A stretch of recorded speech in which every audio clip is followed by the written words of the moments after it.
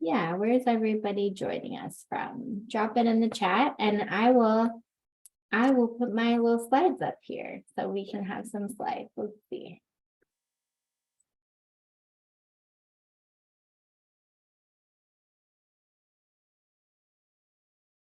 All right, so let me get my chat back. Where'd the chat go?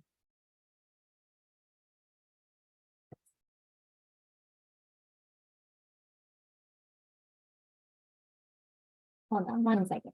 I think it disappeared. Oh, here it is. Okay. San Francisco, Midtown, Davis. Well, let me try to share again and see if I can keep my chat.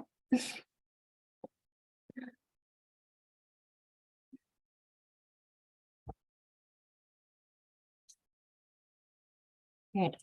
Okay, we're good. Got it. Okay. Listening, but not able to participate completely because you're taking care of your daughter and doing dinner. No problem. Participate however works for you, and you can always watch the replay as well if you miss something. So, okay, can everybody see becoming a homeowner on your screen? Yes. Okay, awesome. Affirmative.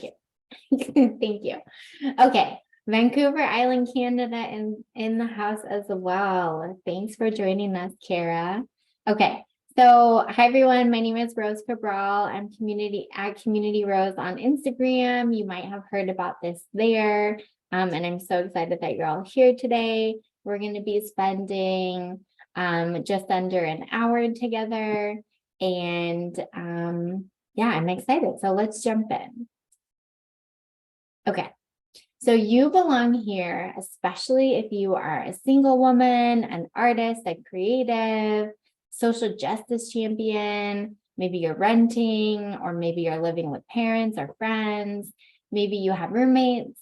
If you're part of the queer, trans community, a divorced, widowed, millennial, Gen Z. If you're any of those things, and there are probably things on here I didn't mention that maybe we should add to this list, but you are welcome here. So thank you for joining. So you might be asking yourself, how long am I going to rent? How do I even start my home finding journey? What is happening with the housing market? Like, the housing market is confusing. So maybe you're asking that. And maybe you're asking, will I ever be able to buy a house? Do any of those questions that sound like things that have been floating around your brain? Yes. Okay, great. You're in the right spot. So the purpose of our class today is to begin your homebuyer journey. So spoiler alert, you already took the first step, which was signing up and joining. So good job. Yay. We're also going to be talking about getting to know the market, and we're going to be talking about creating a path forward toward home ownership. And I'm also going to be talking about what we can do after this class, ways that you can continue to get information from me, a course that I'm launching today. So stay tuned for all of that information so that we can keep your journey going. So why homeownership might matter to you. Maybe you've been paying the rent for years and the property owner keeps raising it. And I'm trying to shift from using the word landlord because it sounds a little like over lordy. I don't know. We don't need lords managing anyone. So if I say property owner, that's what I mean, is landlord. Okay. Does that make sense? Okay. Why else this might matter to you is because you're ready to have a space of your very own where you can rest, relax, and recharge. It also might matter to you if you are finally ready, but you just don't know where to start. So I want you to take a minute to or a few seconds to imagine what it would feel like if you were able to stop worrying about the property owner raising your rent because you owned your own house.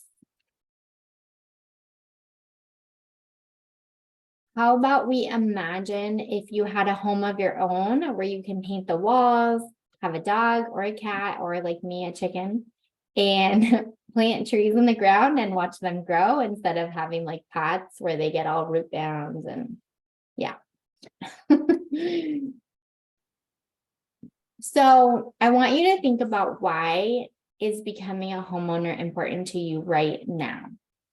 And if you would like to share in the chat, or if you want to share on video, I would love to hear why now? Why did you decide to come here? Like, why is this something that you want to do now?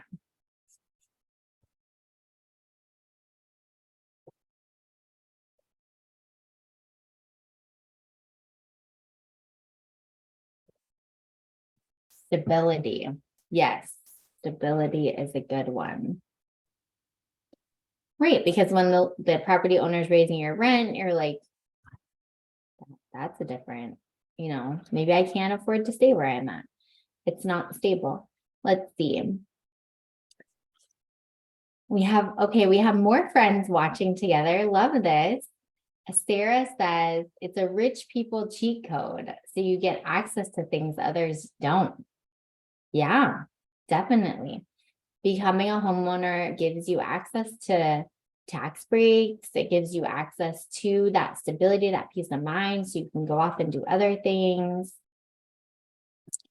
Okay, Callie, to give my daughter a home that we stay in for more than a year. Yeah, that sounds lovely. Staying in one spot, putting down roots. That also has an impact on the community, right? If you're like moving around, maybe you're staying in the same community, but maybe you have to move to different communities. Let's see, Kaylee, have a family and feel like I'm throwing money away with renting. Yeah, it does feel like you're just giving the money to somebody else and they are using it to pay their mortgage if they still have one, or if they already paid their mortgage off, they are getting to do whatever they want with your money. So these are all great reasons why becoming a homeowner now makes sense. So thank you for sharing. Okay, so a little bit about me, since maybe you know me, maybe you don't, but I just like to say, like, who is this person talking in front of you and why should you listen to me? So I'm Rose. And this is just a little bit about me. I grew up in the Bay Area, which is about 100 miles from Sacramento, where I am now. And I grew up in it's called the Silicon Valley now. But I grew up there in a Section 8 apartment, which was subsidized housing. I went to UC Davis for school. And when I graduated, I couldn't afford to move back to the Bay Area. So I moved to Sacramento. And my goal was to buy a house. That was like my only goal in life. And so I moved to Sacramento and bought a house. Yay, go Ags, another Aggie. Okay, I think we have a couple in the room, so that's awesome. Yeah, I also, let's see, I have a chicken, I have a cat. My cat is 18 years old. I like to go hiking. This picture is on top of Mount Diablo, which actually is like one of the highest points in California. And I'm also part of the Sacramento Community Land Trust, which is a way of kind of a different way of thinking about housing and how people own land. And so I was part of the founding group for the land trust, and we are now hiring our first executive director, which is very exciting. Also, I'm an advocate for our unhoused neighbors. Unfortunately, we have more and more people who are living outside. And so it's important to advocate for them, especially right now. It's like 100 and something degrees here. And so when you're living outside, that's like not great. So if you note to keep some water in your car that you can give out to people is an idea for you during the summer. Okay, that's a little bit about me and my personal life. This is a little bit about me and my real estate life. So I have a really fun picture. This is the first real estate picture I ever took back 11 years ago. And I love giving my clients the keys. So I have the picture of myself holding up the little keys. I volunteer at Loaves and Fishes, which helps serve our unhoused population with like meals and services, and they have a library. And then I'm a top agent in my company. So yeah, I love being an agent. Okay, enough about me. These are some of my amazing clients. I really have the best clients, and I just like to show you photos of them so that you can imagine one day being the person holding, yeah, that's Olive. Sorry. Holding the soul it's sign. Yeah, no, we love Olive. Olive is amazing. All of my clients are really creative and amazing. So, okay. So my goal is to demystify real estate so that you can become a homeowner, because I truly believe if you would like to become a homeowner that you should be able to. Because when I became a homeowner, it was like this weight was lifted off my shoulders that I didn't even realize was there. And I would like to help everyone experience that. Yeah. All right. And just because I don't want to be the only one talking about myself, I want you to actually hear from one of my clients. This is Anlisha, and she wrote this beautiful testimonial for me. She says, I almost just kept on renting, but then I found Rose, and she explained every step of the process and even helped me change the locks. Rose is phenomenal, literally the best of the best. Rose's communication style, and she is very understanding. So, okay, so our journey today, we are going to talk about 3 things. We're going to talk about the most important step to owning your own home. Then we're going to talk about what's actually going on with the housing market, because I know there's a lot of things you're probably hearing. And then we're going to talk about 3 things you can do now to prepare to buy a home. And I know the title of this was Buy a Home in 2024, right? And so I'm going to talk about like what you can be doing over the next few months to prepare for that time. Okay, so let's begin your home buying journey. The very first step is to dream. I have Barbie's Dream House here because the movie is coming out, I think, soon in July. So I want you to take a minute, and if you have a notebook or the notes app on your phone, I just want you to take some time to think about what your dream house looks like, including where is it, how does it feel, who are the neighbors that live in the neighborhood with you, yeah, just like, and if you would like to share in the chat, or if you already know what your dream home looks like, feel free to write it. I have my clients do this because I think it's really important to get very clear on what you're looking for, because then you can find it, and also the universe can like put it together and manifest it for you. And I found that my clients that like don't really know, they're a little bit unclear, we have a little bit of a harder time finding that house for them. So like some other things to think about are like, does it have a pool? Does it have a fireplace? Does it have like a workshop in the back, or like a separate studio or an office space? Is it like downtown with all the restaurants, or is it located in the country and you have a bunch of land? I see people writing. anyone want to share what is coming up for you? We can tell the universe, and the universe will help us get it.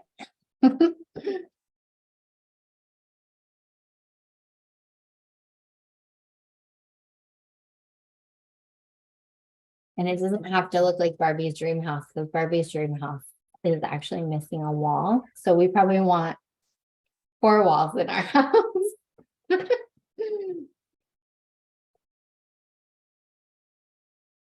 But again, you do you. The other thing about this is it's your vision, right? So really, I mean, there might be other people that are going to live with you, but thinking about like what your vision is, and not like what your parents trying to tell you to buy or your friends trying to tell you to buy. Like what is your vision like?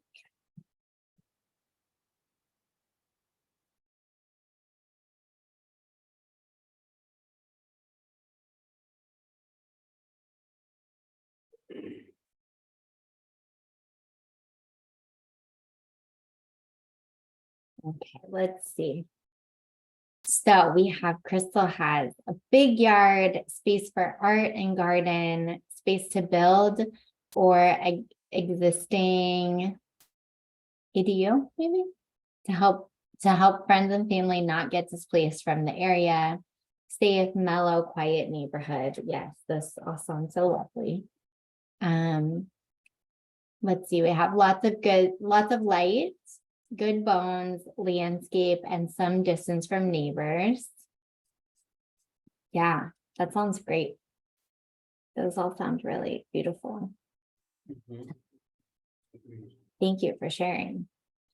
Okay, and so after the call, feel free to like take some time and maybe like take 10 minutes and really kind of brainstorm. And this can change too. And you could also do like a vision board. So you can cut magazines out of things you like and put them on a board and kind of, or even use Pinterest if you want to do the electronic version, to really figure out what this new space that you're going to move to, what does it look like? All right. Okay. So let's talk about what is the market really doing? Because I probably could, let's see. What do I want to say? Oh, here. We've all seen the headlines, right? What does the headline say? Is the market, are prices going up or prices going down? Anyone want to share in the chat what you're seeing or what you think the market looks like? There's no wrong answer. Okay. Competitive, yes. Going up, prices are going up. Okay. And I also know that we're on this call from all over the place. So anyone else have any thoughts on what the market is doing? Okay. So here's a couple headlines that I pulled. Lots of cash. Yeah, people are paying cash for everything. So these headlines, I'll read them. Home prices are falling in these big Sunbelt cities, but don't get too excited. Here's why. Okay, so they say prices are falling. Then we have soaring home prices are so last year. The 10 cities where buyers can find the best deals this summer. So that sounds like prices are falling. And then higher interest rates hit home prices again. Again, these all say that home prices are falling. And these are from, let's see, Market Watch, Wall Street Journal, and Realtor.com. Okay, so that's one side. But then, oh, also, this is the Realtor.com article that I found, and it says that home prices are falling the most in these areas. And funny enough, Sacramento is listed on here, which I think is hilarious because I don't really agree with that, but it's kind of funny. Apparently, according to Realtor.com, these are the places you should be looking for houses because prices are falling. And then with each one, they gave a little info. So for Sacramento, they list the median price, which is $662,000. The change they're saying is 3% per square foot. And they're saying it's because it's like the cheapest place in California is what they're kind of saying. But on the flip side, we have these articles. So these ones say house hunting is no picnic. Guess what? It's about to get harder. And then it says recession, housing is up, confidence rises. We also have CNBC. Oh, I didn't put that one. Let's see. Higher interest rates hit home prices again. We have unaffordable. California home prices break yet another record. And that one's from the Sacramento Bee. So, and these articles were taken like from the past week.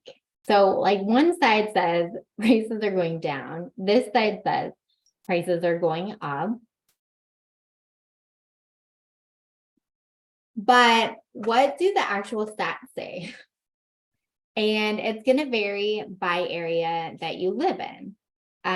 So I would say, I mean, the question is, are prices going up or prices going down? I would say both of those things are true, depending on where you are and what your market looks like. And so I'm in Sacramento, so I'm going to focus on more Sacramento stats. But I definitely recommend, like, if you're in a different area, to try to find somebody you trust to like hear their stats, because that's going to give you the actual numbers. And then the news does what the news does and tries to spin it whichever way they want to. So this is Sacramento, and this chart is looking at the homes that have sold, the single family homes that have been listed from 2018 to 2022. So we have, and the different colors are the price. So on the very bottom, that line, the dark kind of, it looks like a dark blue line, that is homes under 300,000. And the next one is 300 to 400,000. That's kind of the medium blue color. And then the light blue color is 400 to 500,000. Then the green is 500 to 750,000. And then like the light green is 750 to $1 million. And then orange is 1 million to 2 million. And then there's like a teeny tiny yellow that's 2 million plus. So basically what this is saying is that if you look at that low one, the 300,000, it's like, okay, there were some houses for 300,000 in 2018 and 19 and 20, but like there's much less homes for that much in Sacramento, under 300,000. And similarly with the homes 300 to 500,000, right? Like it went up a lot, and now there are much less homes that are for that price range. And so what this is telling us is that listings, the actual homes on the market, it's going down. Like there aren't as many homes on the market, is what we are seeing in Sacramento. So this chart is months of inventory. So what that means is, and in Sacramento, you can see the number here. For the most recent number is one month of inventory. So what that means is if no more homes came on the market, like nobody else decided to list their home and sell it, in 1 month, there would be no more homes for sale, because all of the buyers would have bought all those homes. So what that tells me is there are no homes for sale. Like, it's very hard to find a home for sale in Sacramento. And so while the price may be going down a little bit, there also aren't as many homes. And so that's actually pushing the price up a little bit. So at least here in Sacramento. This chart shows the monthly median price in the Sacramento region over the past few years. So 2017 is the red line on the bottom. 2018 is the green. 2019 is the kind of this, let's see, this purplish one. And then we have 2020 is this blue one. 21 is this gold one here. 2022 is this like way super high one. And then 2023. So this is just showing you like the over the year, this is what housing prices do. And we don't know where we're going to go this year. But we're much higher than like all of these other years here. And also how 2022 was kind of like way out and wild, an anomaly really, because of the pandemic and people moving. So just some information on stats, and all of these graphics are coming from, or a lot of these graphics are coming from Ryan Lundquist, who is an appraiser in Sacramento. And so his job is to appraise homes and say what they're worth, what value they are worth. And that's for like a bank. Will need to know how much a house is worth so they can give you a loan for it. And so his blog, I'm putting the link is in the chat. So you can get lots of stats from him. And so my recommendation is find somebody like him if you're not in Sacramento or California. Try to find somebody like him. And I'm trying to compile a list actually, so that you can get this knowledge and data so you don't have to rely on these headlines that are kind of like trying to scare you. Does that all make sense? Are there any questions about any of that? Any of those graphs or numbers or anything that you found surprising?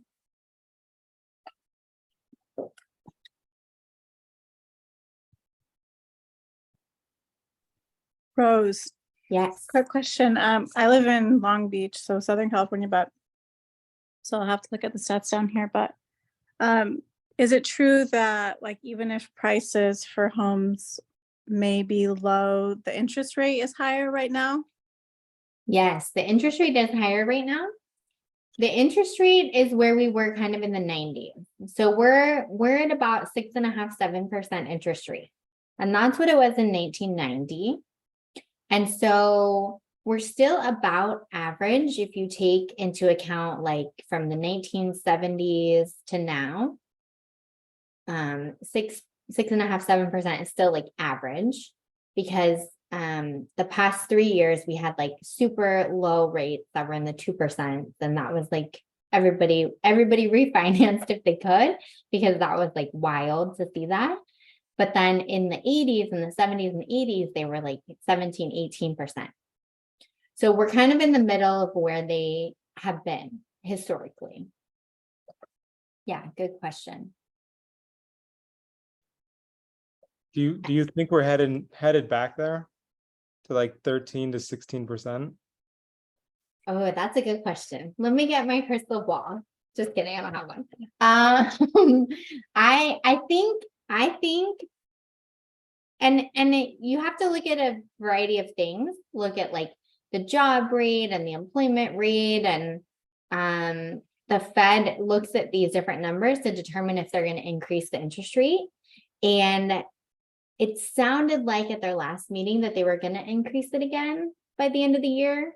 So we might see like 8% by the end of the year. It all depends on kind of what those other numbers are doing, because they're trying to stabilize the economy, they say.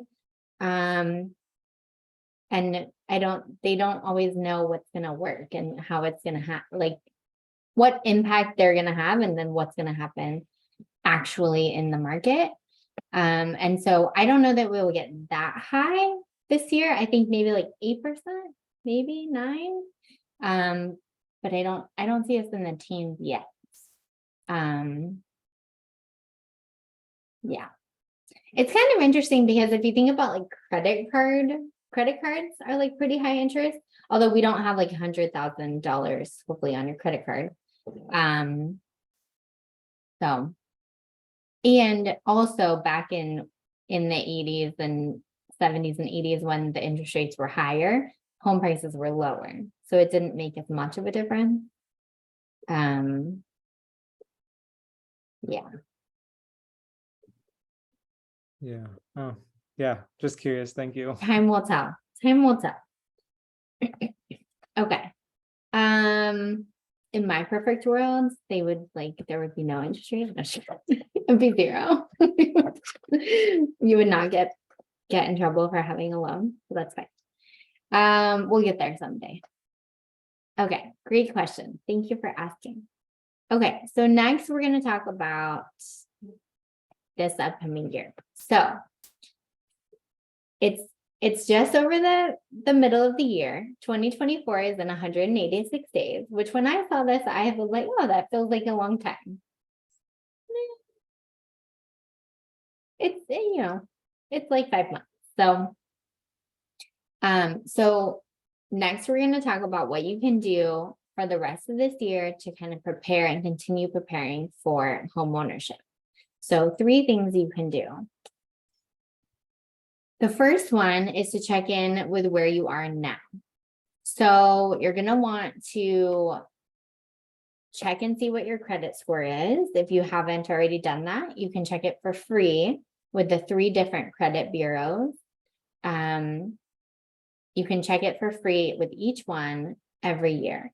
And so we're going to put a link to where you can go check it. It's annualcreditreport.com.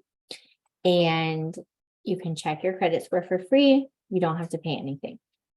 The other thing that you're going to want to do is when you start looking for loans and applying for different loans, there are a lot of businesses that want to get that information and start calling you, right? Kind of like, I mean, I don't know how many spam calls you get every day, but I get a lot.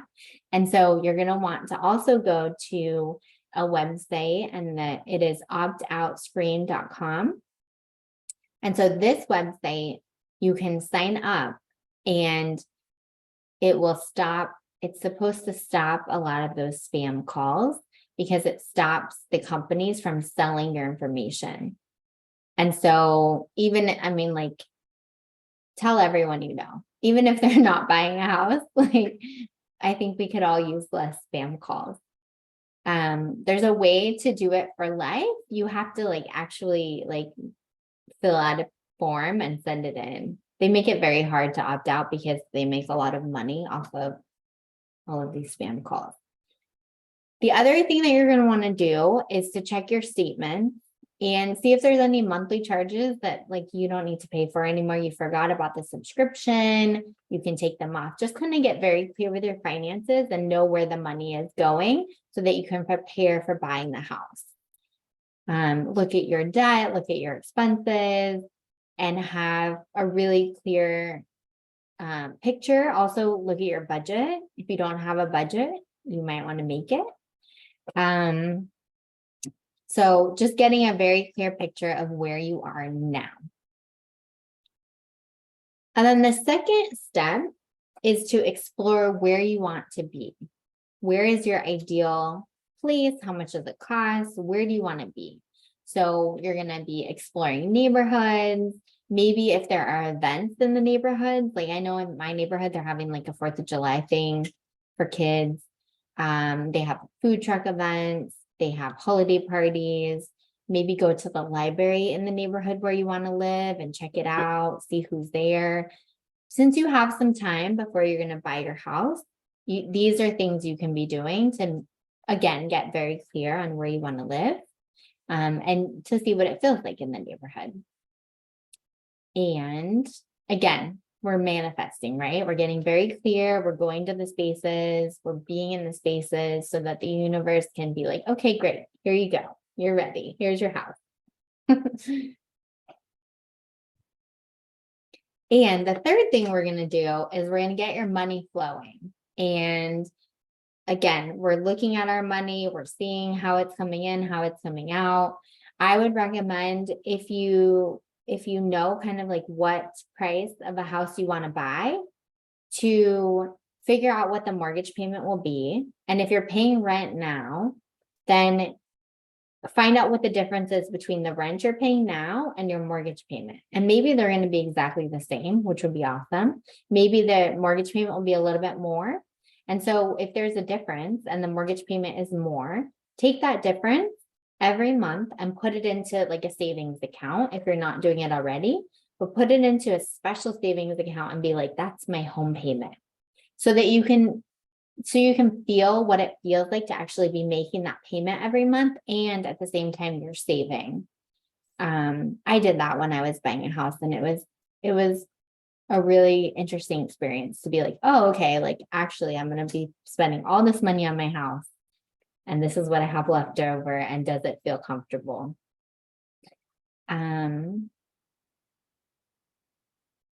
Also, you're going to want to try to pay off debt if you can, although sometimes debt is okay. So that's another, that can be a conversation with a lender. If you're talking to a lender, ask them like, hey, should I pay off this debt now? Should I wait? Is it better for me to save up money or pay down the debt? Those are questions that they can answer for you, so that, again, we're planning for the future. And if it's better for you to have money for a down payment versus pay down your debt, so the lender's going to know that. Also improving your credit score. And so that's why we're going to go have you look at your credit score to make sure there aren't any things that are wrong on there, because that can happen a lot. And if there is something wrong, you can go in and you can ask them and tell them that that's not yours. And then your credit score could immediately go up if they take something off of it. Also, you could ask for a raise at work, or you can take up a side hustle and try to make some more money and get ready for your house. And you can also, so the other part of this is set up your future home team. And so now is a really good time to set up the people that you want to work with on your home journey. So if that's a real estate agent, you can be interviewing different real estate agents and seeing which one you feel most comfortable with. You can be interviewing lenders, and again, seeing which one you trust, which one you communicate best with. That will help you on this process. Once you are looking at houses, you have an offer in on a house, all of that, you can start setting this team up and now to get you to that point. And again, they can also be sending you information about what the market is doing in your area, so you can have those details that we talked about before, about like what is actually happening in my neighborhood that I want to live in, or my zip code, instead of like all of California or like all of the nation. You're like, let me get my details specifically. And then another thing that I like to mention is self-care. So like during this process of preparing for a house, it can be stressful. And so like getting a self-care routine going, even decluttering your house, because you're like, okay, well, we're going to move, so let's get rid of stuff so that we don't have to move it. It's a great thing to do in preparing. So I want to hear, so we went through those 3 things we talked about before on our call. We talked about the first step, we talked about the market and what the market's doing, and then we talked about the 3 things you can be doing to prepare for 2024. And I have a question in the chat, so I'll take the question, and then also I would love to hear what has been most valuable to you. What have you learned? What are you excited about? What are you hopeful for? So here's the question. Let's see. Is there someone I can meet with to look at my specific situation and advise me regarding whether home ownership is even possible for me? Yes, there definitely is. My first, the first person I would have you talk to is, well, there's 2, and you can go either way. You can talk to a real estate agent and like get it's kind of what we're doing today though, is like imagining that real estate or home ownership is possible. The other person you're going to want to talk to is a lender. They're going to look at your actual numbers of what you're making, what your debt is. They're going to see those numbers and they're going to be able to say, okay, you can buy a house that's this much money. The reason I mentioned talking to a real estate agent first and finding one you like is they might have connections with lenders, and they might be able to share those connections with you. But you can go straight to the lenders as well and find someone that you trust, and they can run the numbers for you. A lot of lenders can also pull a soft credit score check. So it doesn't hit your credit score. It doesn't ding you any points. It also doesn't send your information to those spammers who try to scam you if it's a soft pull of your credit. And so they can look at all of your numbers and see, like, they can say, these are your numbers, and this is how much it will cost to buy the house, and this is how much of a down payment you need. Yeah. So kind of two directions you can go in. But I think you said you were in Midtown, so you can talk to me and then I can help you out. if you feel like I'm vibe with you. Okay, awesome. Okay. So what did you learn? What are you excited about? Hopeful for? Any more questions too? Throw them in the chat or share them. I'm happy to answer more questions. Questions are my favorite part, actually, because people have a lot of great questions. And there is no such thing as like a bad question. Appreciate the first steps info. Great. Yeah. Does that sound like reasonable? Does it sound overwhelming?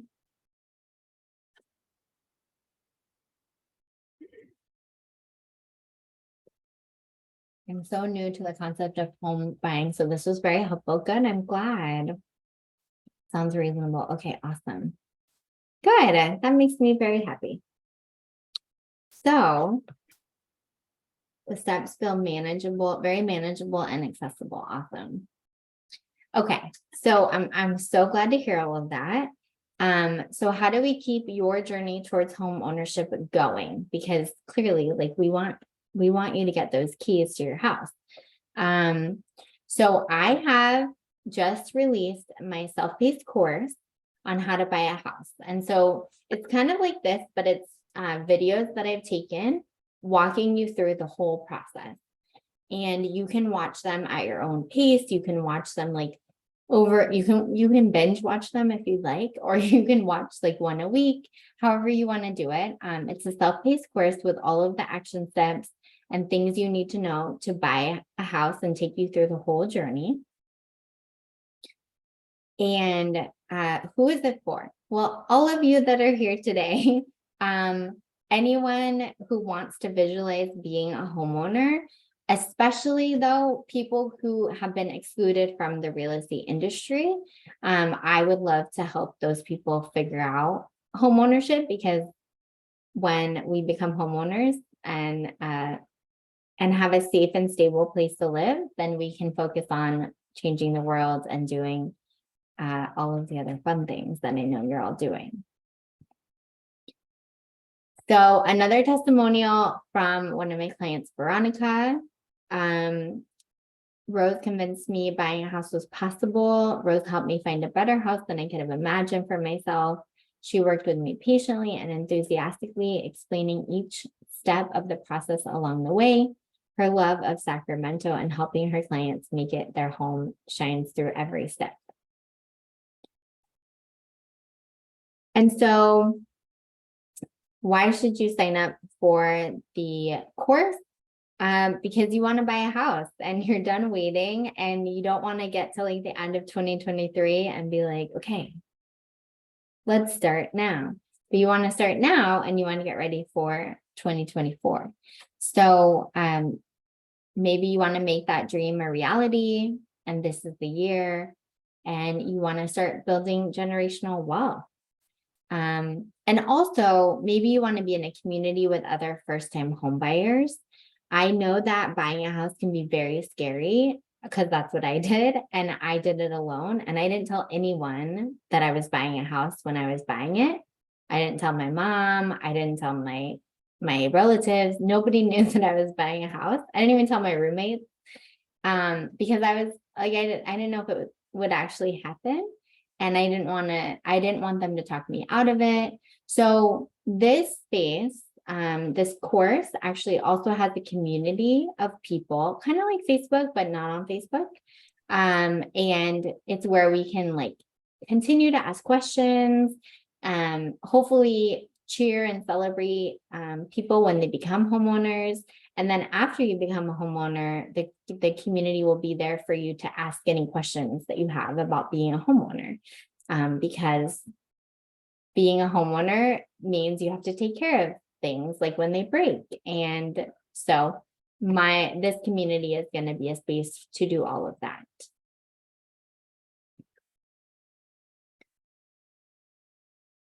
And another testimonial from my client, Rose really took her time with us and checked in frequently to make sure we were getting what we wanted out of the course. It felt tailored to our small group and we got what we were looking for.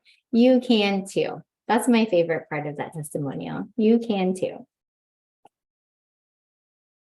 And so the course includes short videos that you can listen to while you're on a walk outside. There is like a video, or you can just listen to it. It's up to you. There is step-by-step info so that it can prevent you from feeling overwhelmed, and you can rewatch the videos and watch them whenever you like. And also the online community to ask questions and meet other future homeowners. As well as tips for buying a house without having a bunch of money in the bank, how to create the perfect teen future home that we talked about earlier, and mindset shifting. And let's see, we have another question. Do you have any advice for alternative housing purchase for those of us who may not make enough to get approved for a California-sized loan? Example, buying as a group, looking for foreclosures, etc. So I just had clients that bought their home as friends. They bought their home. And that's unconventional, right? Like it's usually husband and wife buying a house. So I'm all about doing that, buying a house as friends. And foreclosures are an interesting one. Investors get the foreclosures a lot of the time, and hopefully we won't have a lot of foreclosures coming up. We've seen a little bit of an uptick, but not as much as there was when I first started in 2011, thankfully. But there are some ways to buy houses that way. Usually also that involves cash and lots of cash. But there are also some first-time homebuyer programs coming out that the government, hopefully California, will be funding some of those and putting money in the budget for those. Because we had one this last year. It was the Dream for All program, and the money ran out in 2 weeks. And so they realized that it was very needed and people need the funding. And so they added some more funding into that program. But yeah, I think being creative, getting creative, even like if there's a house that you love, or if you're renting right now even, and you think maybe your landlord might sell the house to you and you want to buy the house you're living in, that's even a creative option you can try. There are the community land trust in Sacramento. It's not set up for this yet, but other cities may have community land trusts that have houses that you can get into at a lower rate. So yeah, that's some of my advice I have. Thanks for the question.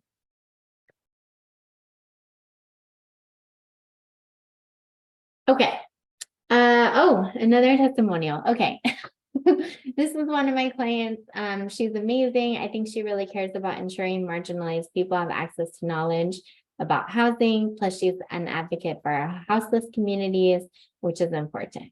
So again, just sharing like what my clients actually say about me, because I could tell you whatever I want about me, but like I feel like coming from them, I don't know. Maybe also you can see yourself in my former clients. So the Yes, You Can Become a Homeowner self-paced course is $88, and the link to join is in the chat, and you will have instant access to all of those videos and a community of first-time homebuyers. So I hope that you will join, and if you have any more questions, feel free to throw them in the chat. We still have some more time. But I want you to think about where you'll be in 2024. And I hope that you will be holding a sign like this. And even if it's not 2024, in the future sometime, holding this sign that says that you have your own spot and your own space that you can create memories and make it exactly how you want it to be. And that's everything I have. So thank you for joining today. And yeah, again, I am happy to answer any other questions you have. And I finished early. Yay.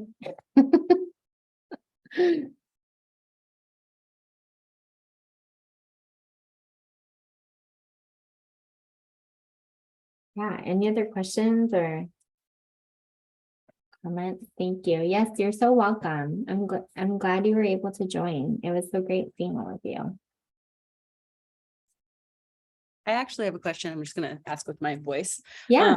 As far as things that exist, first time like home buyer programs or state programs like the one you mentioned, is there a resource that you can give on how to find those? Is that something that you would go through a realtor for, or what's the best way to figure out what kind of programs are out there?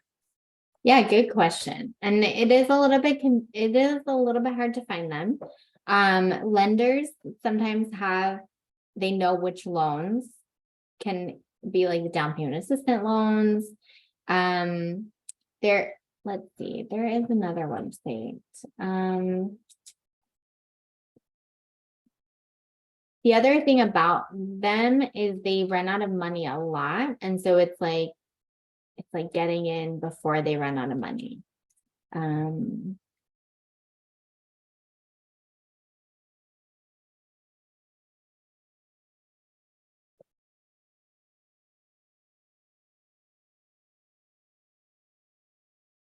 The California Housing Finance Agency has some programs. So CalHFA is the shorthand of that. California Dream for All is the other one that I mentioned. There's also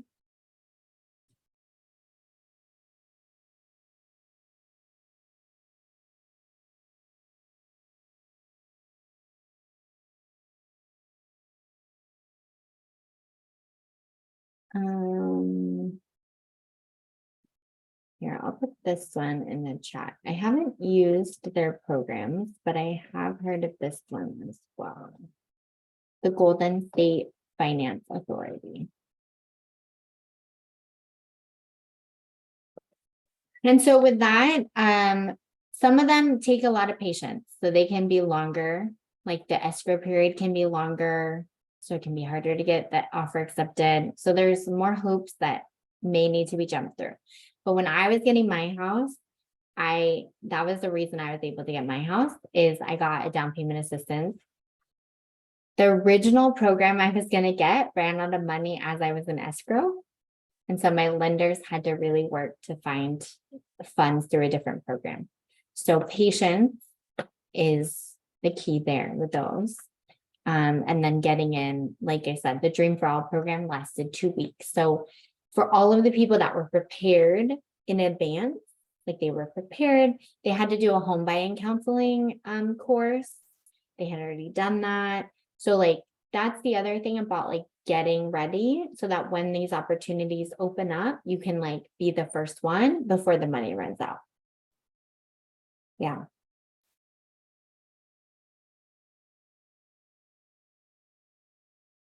Any other questions?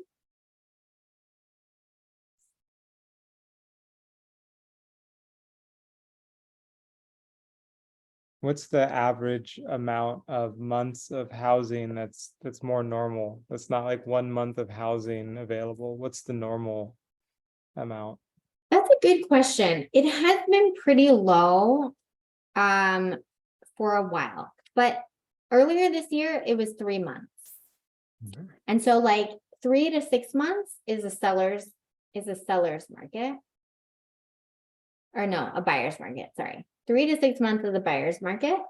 And then anything under 3 months is the seller's market.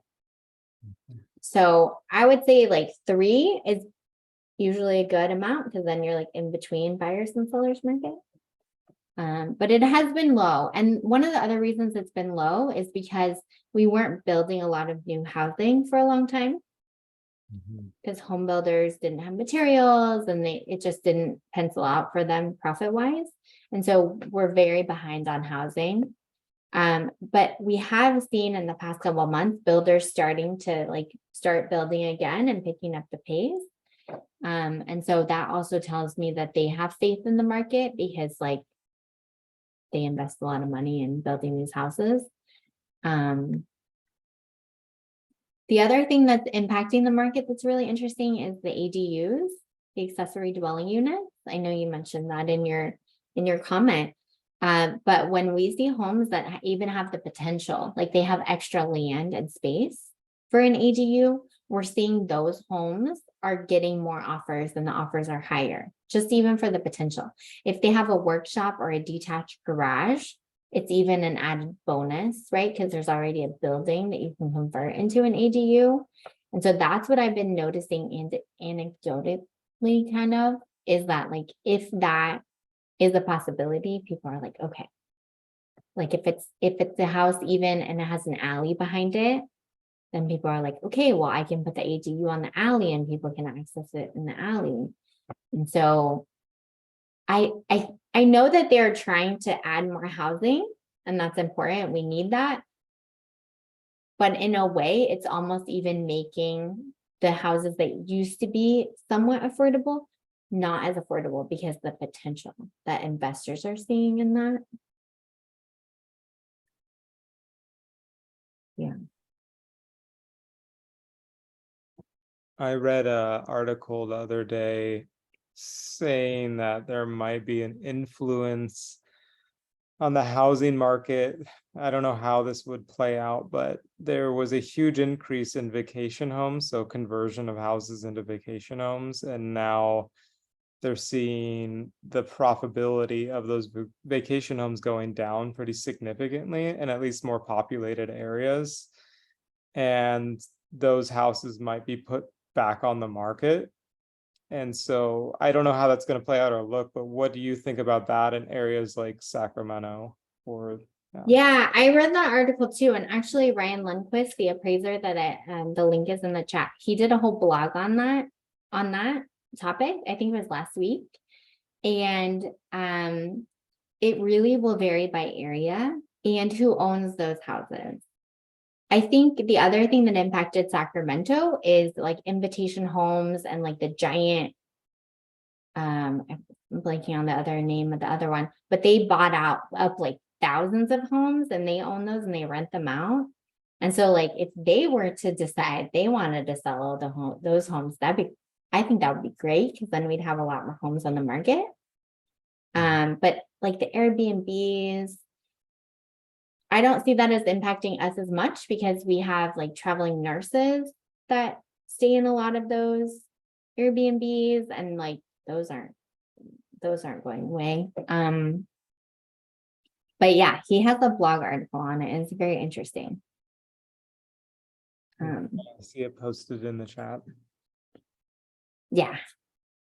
I highly recommend his blog. He finds a way to like link things to pop culture and it's just very entertaining. Yeah, great question.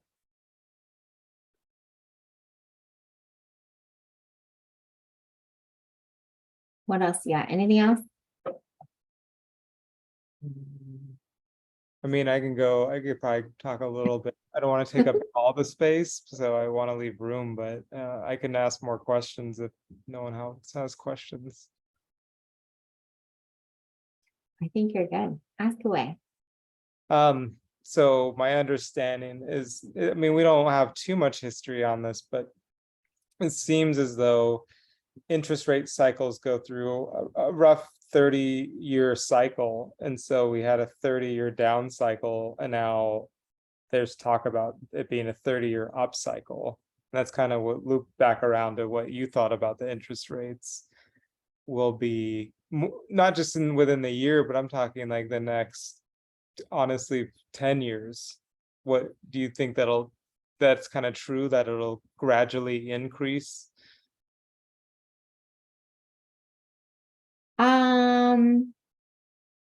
I don't know.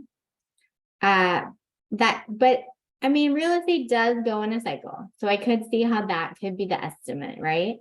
Unfortunately, we only have a certain amount of data, right? Because we've only been, so like, I wish we had thousands of years, right? Then we can have a better idea. The pandemic really threw things for a loop. And so like that threw everything off. And so now I'm very hesitant because I don't know like what's going to happen, especially thinking about like the global warming, right? Places are heating up and they're getting colder. And so like that may have an impact on like where people are moving. What I really hope will happen in the next 10 years is like we rethink our entire banking system. So then like interest rates won't, they'll be more stable, housing will be more stable. I think if we don't though, and we leave it as it is now, I think, yeah, things will probably start creeping back up. It'll be interesting to see in 10 years when we look back on this video, what happened. There's so many factors though. I mean, there's also like green building. People are talking about like, what are we building our houses out of? And is it environmentally friendly? And is it like, do we have solar panels or I don't know. There's just so many interesting things happening in the industry that, yeah, I mean, we could go any which way, I guess. Yeah, just trying to figure all that out. Like I work in agriculture, so I'm looking at also farmland. Yes. Hopefully combining the two. I would like to have the house be on the property of the agricultural land. Yeah. So yeah. Is it going to be regenerative? Yeah, sure. Yeah, I looked at USDA, they do have loans for that, for buying land with a house specific. So To do farming. And they're pretty Yeah. low. Interest rates even still today, they're pretty low. So I don't know, that was just something, I don't know if anyone's in background in agriculture, but that's something to look at as well. Yeah. There's a lot of commitment though. I don't think you can sell the land or property for like 10 years or something, or 20. It's a long commitment. If you do decide to go that route, it's not something you can get out of very easily. Yeah. That's a really cool thing to think about though, especially if you're interested in farming.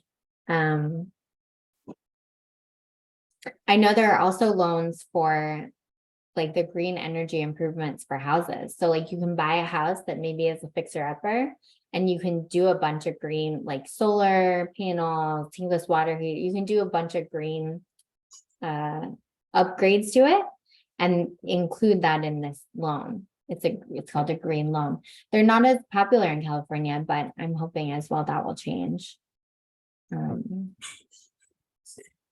Yeah. Good program. But especially where you are in Davis, there's a lot of farmland still. I mean, it is surprising in California. There still is a lot of farmland. So There is, it's expensive yeah. for what it is. I mean, Yeah. if you're like buying farmland and not farming it, and you just have like a good job somewhere else, that's fine. But if you're a farmer, the land's very expensive. Yeah. So, yeah, but I've just got to figure all that out. I was just curious. I have a professor at Davis that taught farmland appraisal, and he's a really good resource on finding money to buy land like that. So That's awesome. I'd probably be working with him, but I'm curious because Crystal wants to buy land, and I don't think it's going to be ag land, but I'm always curious to see what will happen in like that market as well. It all influences itself, right? There's a lot of zoning laws that are changing, which is influencing things that I want to do. Yeah. Like, yeah, that's also a big impact. Yeah. Yeah. So interesting. Thank you for sharing. Yeah. Well, thank you for having us. Thanks for like teaching us all this stuff, and I really appreciate it. Yeah, of course. And so this is gonna be a monthly series that I do. So let's see, when's the next one? I think we said the third, 1, 2, 3, the fourth Thursday. So the next one will be on, is it the fourth Thursday? The third Thursday. Yeah, so the next one will be July 20th. And every month I'll be talking about kind of a different thing. And then, of course, if you have more questions, you can always come and ask them every month. Awesome. Thank you. Do you know what the next session's about? I don't know yet. I haven't decided. But it might, I mean, it might have something to do with what we've been talking about. Different kind of loans or down payment programs, but I'm open to ideas. Yeah, I would like something about like, yeah, down payment, loan, more specifics on finding how to look and what to look for, things to consider, like terms. That would be helpful. Yeah. Okay. I Yeah. talked to a realtor out in Petaluma for ag land, and even just doing that was helpful to understand how they price things. I mean, I know I'm in a niche market because agriculture is such a different world, even if it's still real estate, but it's still helpful. It's just really helpful. So to hear about it would be, I'd appreciate it for sure. Yeah. Yeah, and I could maybe get some lenders on that special, like maybe I can get a panel of lenders or something and that has different insight on all of those different things. It could be fun. Cool. Well, Awesome. you'll get the replay of this video, of course, if you want to hop in to the course. But yeah, it was great meeting you and Crystal, and thanks for hopping on tonight. Yeah, Thank you. Yeah, thank you so much. It was nice meeting you. Nice to meet And, you. and maybe I'll see you at a future one. Yeah, looking forward to the next one for sure. Okay, bye. Take Bye. care. Bye, thank you. Thank you.